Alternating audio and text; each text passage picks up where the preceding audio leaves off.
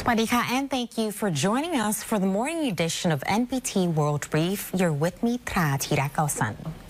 Their Majesties, the King and Queen, accompanied by Her Royal Highness Princess Siriwanwari Narirat Rajakanya, received a formal welcome from French President Emmanuel Macron and First Lady Brigitte Macron at Les Invalides in Paris.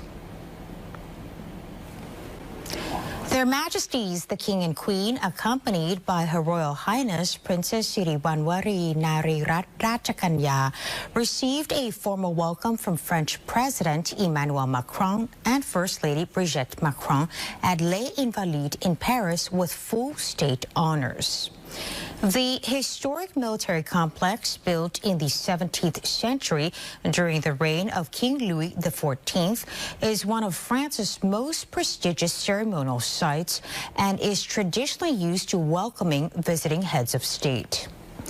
Their Majesties later proceeded to the Élysée Palace, where the King held official talks with President Macron to strengthen bilateral cooperation between Thailand and France. The French President and First Lady are also hosting a state banquet in honor of their Majesties and Her Royal Highness Princess Siriwanwari. The visit marks the first state visit by a Thai monarch to France since 1960 and coincides with the 170th anniversary of diplomatic relations between Thailand and France, reflecting both countries' commitment to deepening their long-standing partnership.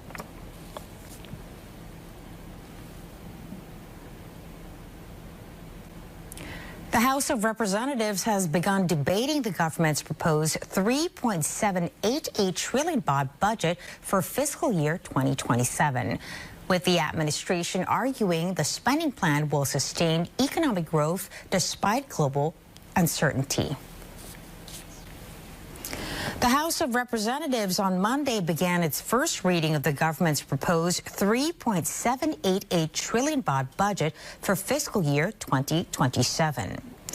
Deputy Prime Minister and Finance Minister Nitithan Praphat told lawmakers the budget is 0.2% higher than this year's spending plan and was prepared amid economic, political, geopolitical, and climate-related challenges.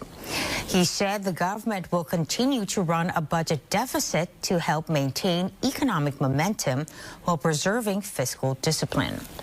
The spending plan focuses on 5 priority areas, which are economic development, foreign affairs and national security, social development, disaster and environmental management, and public sector reform.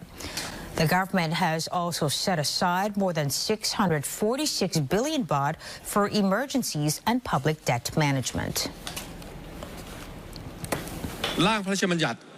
งบประมาณรายจ่ายประจำปีงบประมาณพ.ศ. 2570 มุ่งเป้าขับเคลื่อนเศรษฐกิจพัฒนาโครงสร้างพื้นฐานมุ่งสร้างโอกาส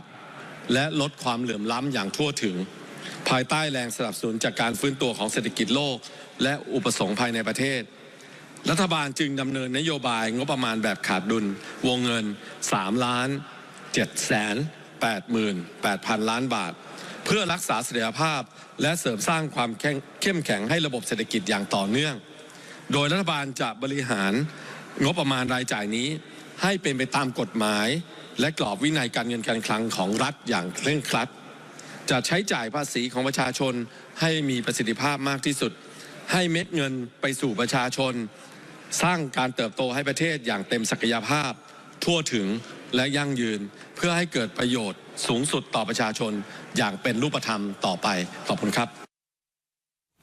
The Deputy Prime Minister and Finance Minister said the budget follows the government's 5T principles,